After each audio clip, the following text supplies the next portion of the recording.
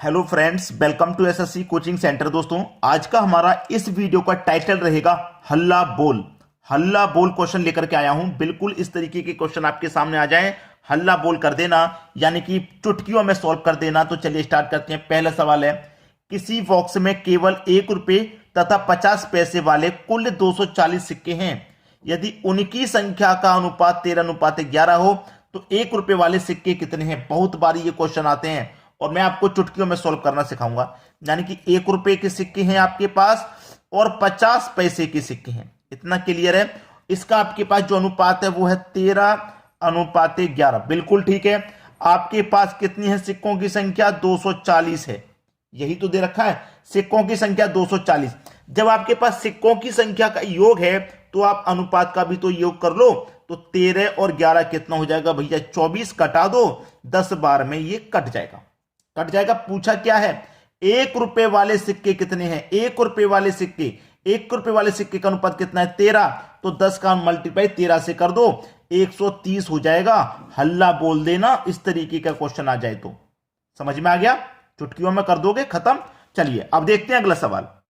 अगला सवाल है, यदि 378 सिक्के 1 रुपए 50 पैसे व 25 पैसे के सिक्के के रूप में हैं तथा इनके मूल्यों का अनुपात 13, 11, 7 के अनुपात में है तो 50 पैसे वाले सिक्कों की संख्या क्या होगी भाई?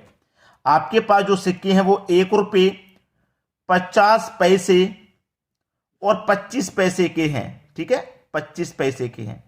ये हमारे पास है। इनका अनुपात भी है 13:11 और अनुपात 7। ये हमारे पास इनका अनुपात है।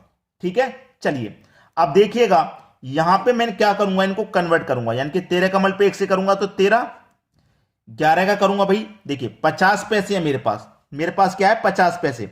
और 50 पैसे जब मेरे पास हैं, 50 पैसे और ये मेरे पास क्या है? 11 अनुपात है। अब ध्यान रखना कि यहां पे मेरे पास 50 पैसे हैं और 50 पैसे हैं और 1 रुपए में 50 पैसे के सिक्के की संख्या कितनी होती है? 2 होती है। 1 रुपए में 50 पैसे के सिक्कों की संख्या 2 होती है। तो 2 का मल्टीप्लाई मैं यहां 11 से कर दूंगा तो 22 हो जाएगा। 1 रुपया बनाने के लिए 1 रुपए की जरूरत होती है, एक ही सिक्का चाहिए तो 13 से मल्टीप्लाई किया।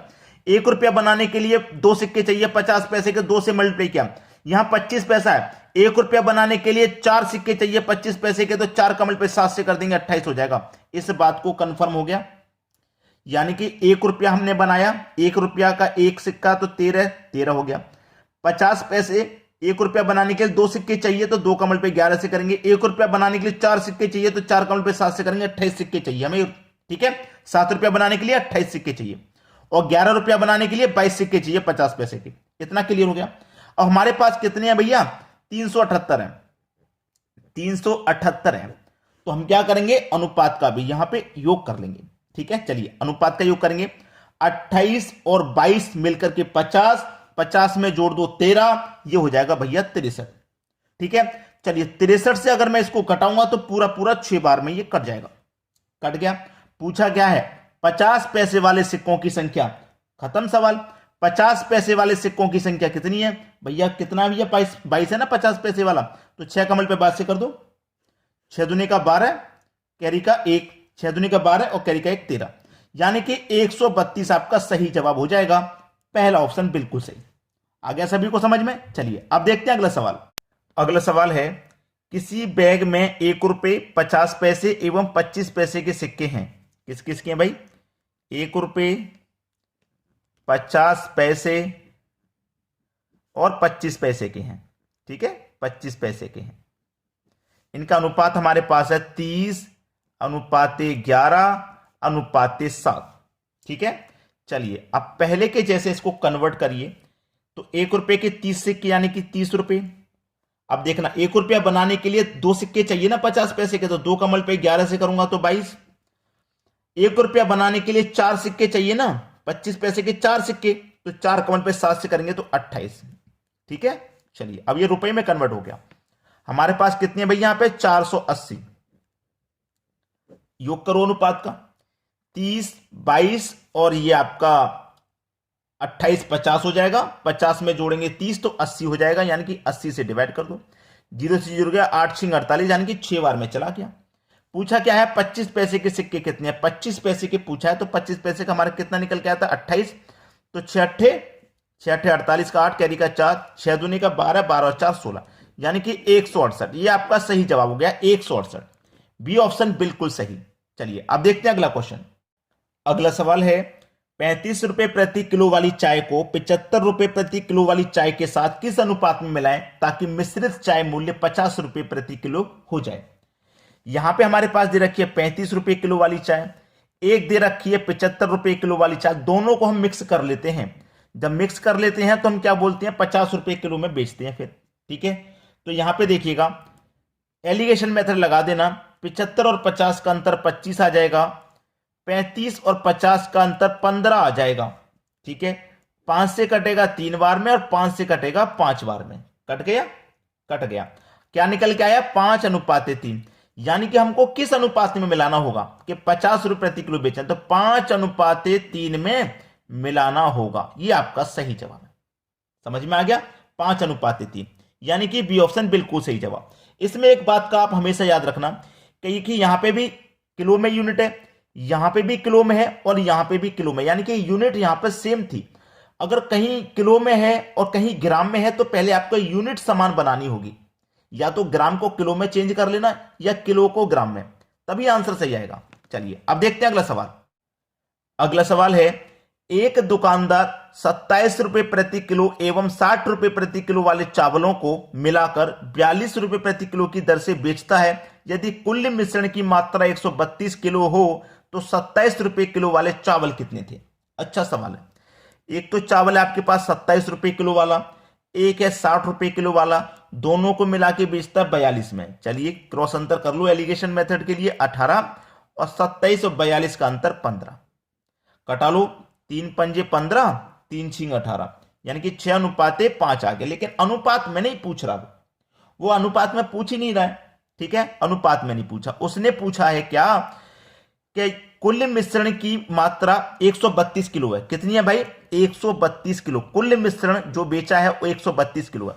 अनुपात में कितना है 6 और 5, दोनों को जोड़ लो क्योंकि ये योग ही तो है। 6 और 5 11, 11 से कटा दो, कितनी बार में कटेगा 12 बार में। 12 बार में कट गया। पूछा क्या है 27 रुपए किलो वाले चावल कितने थे।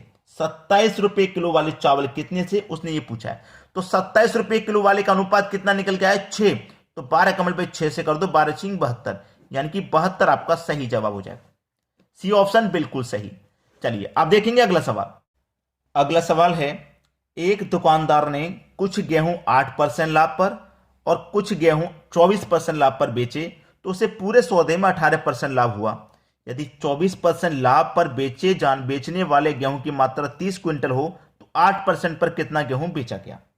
देखिए एक तो बेचा गया है 8% पर और एक बेचा गया है 24% पर, और पूरे सौदे में उसे 18% का लाभ हुआ। चलिए क्रॉस अंतर कर लो। ये हो जाएगा आपका 6 और ये हो जाएगा आपका 10। कटा लो भाई, 2 से कटेगा 3 बार में और 2 से कटेगा 5 बार में, यानी कि 3:5 में इनको बेचा गया। अब पूछा क्या गया है, उसने कहा है कि 24% लाभ पर बेचने वाले गेहूं की मात्रा 30 क्विंटल थी, यानी कि 24% लाभ पर 30 क्विंटल बेचे गए थे। ठीक है, 24% लाभ पर 30 क्विंटल। कितने बेचे गए थे 30 क्विंटल 24% लाभ पर। तो 24% का रेशियो कितना है हमारे पास 5, तो इस 30 में क्या करेंगे 5 से डिवाइड कर देंगे, 6 बार में जाएगा। कितनी बार में गया 6 बार में जाएगा। 6 बार में गया तो उसने पूछा 8% लाभ पर कितना गेहूं बेचा गया। 8% लाभ पर भाई कितना गेहूं बेचा गया ये पूछ रहा है। ठीक है, अब देखिए ना 30 क्विंटल बेचे गए थे, रेशियो कितना था 5। ठीक है, तो 30 में 5 से डिवाइड कर दिया, 6 निकल के आ गया। अब हमसे पूछ रहा है कि 8% लाभ पर कितना गेहूं बेचा गया था। 8% के लाभ पर कितना बेचा गया था उसने ये कहा है। देखिए इस तरीके के प्रश्न को आप बार बार एग्जाम में देखेगा, बार बार देखने को मिलेंगे, लेकिन आपको परेशान बिल्कुल भी नहीं होना। ध्यान रखना कैसे होगा ये क्वेश्चन। जब हमने यहां पे ये वैल्यू निकाली बड़ी ही आसानी से निकाल ली, तो क्या हम यहां पे नहीं निकाल पाएंगे भाई। 8% लाभ पर कितना गेहूं बेचा गया आप यहां पर नहीं निकाल पाओगे। कैसे नहीं निकाल पाओगे, बिल्कुल निकाल लोगे। ठीक है, कितना गेहूं बेचा गया भाई 8% लाभ पर कितना गेहूं बेचा गया। 8% लाभ पर कितना बेचा गया। 8% के अनुपात में वैल्यू कितनी आई है 6 आई है कि नहीं आई। तो 3 का पे 6 से कर दो 18 क्विंटल। पहला ऑप्शन बिल्कुल सही जवाब। समझ में आ गया। ऐसे सवाल बार बार आपको एग्जाम में देखने को मिलेंगे, बार बार देखने को मिलेंगे, लेकिन परेशान बिल्कुल भी मत होना, चुटकियों में उड़ा दोगे आप ऐसे सवाल को। ठीक है, चुटकियों में उड़ा दोगे। देखिए भाई, 5 से मैंने 6 को कटा दिया, 30 बार में गया, यानी कि 5 की वैल्यू 30 के बराबर थी, तो 1 की वैल्यू 6 के बराबर, 1 की वैल्यू 6 के बराबर। ठीक है, 1 की वैल्यू जब 6 के बराबर हो गई तो यहां पर रेशो हमारा कितना है, 6, यहां पर कितना निकल गया, 3। अब 1 की वैल्यू 6 के बराबर, तो 3 की वैल्यू कितने के बराबर, 3 6 18, यानी कि 18 के बराबर 18 कुंटल बेचा जाएगा। आगे समझ में अभी भी नहीं आया। अब देखते हैं अगला सवाल। अगला सवाल है, एक पंसारी 60 रुपए प्रति किलो वाली चाय तथा 65 रुपए प्रति किलो वाली चाय को किस अनुपात में मिलाए ताकि मिश्रण को 68.20 रुपए प्रति किलो के भाव से बेचने पर उसे 10% का लाभ हो जाए। एक तो 60 रुपए वाली चाय है, एक 65 रुपए वाली चाय है, और इसको हम क्या करेंगे, दशमलव में जो दे रखा है इसको चेंज कर लेंगे। 68.20 यही तो दे रखा है, 68.20 दे रखा है, और इससे क्या हो रहा है, 10% का फायदा, यानी कि 100 की चीज पे 10 का फायदा होगा तो 110 हो जाएगा कि नहीं, 110 हो जाएगा। पॉइंट हटाओ, 2 संख्या तो 2 जीरो आ जाएगा, और पूरे के लिए क्या कर देंगे, 100 से मल्टीप्लाई। चलिए सही का होगा, 2 जीरो से यहां पे आप 2 जीरो ये कटा लो, और ये जीरो से ये वाला कटा लो, और 11 से इसको कटाओ, 11 छिक्के 66, 2 बचेगा 22, 11 दूने का 22, 62 आ गया, यहां रख लो। करिए क्रॉस अंतर 3 2, यानी कि 3 अनुपात ये 2 आ गया सीधा सीधा। तो पूछा क्या था उसने, किस अनुपात में मिलाएगा, भैया 3:2 के अनुपात में मिलाएगा, 3:2, पहला ऑप्शन सही जवाब। आ गया सभी को समझ में? तो भाई शेयर कर देना, इतना काम कर देना आप हमारे लिए कि वीडियो को शेयर और लाइक और कमेंट भी कर सकते हैं आप। ठीक है, चलिए आज की वीडियो में इतना ही। वीडियो देखने के लिए बहुत बहुत धन्यवाद।